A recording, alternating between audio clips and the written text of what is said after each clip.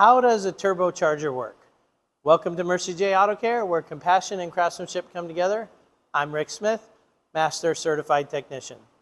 Well, basically what a turbocharger is trying to do is it's trying to blow air into the engine so that the piston, when it comes down, doesn't have to suck as hard to pull it in. And you increase horsepower by doing that. And the way that is imagine if you have two fans and you have them hooked together and you blow on one fan and you spin it, then the other fan's going to spin and blow air as well, right?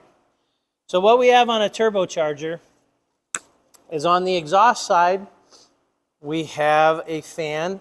Don't know if you can see it very well in there, okay?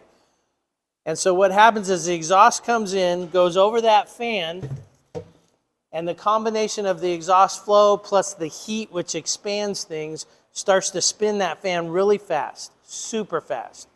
And so on the other side, it's attached to another impeller or fan.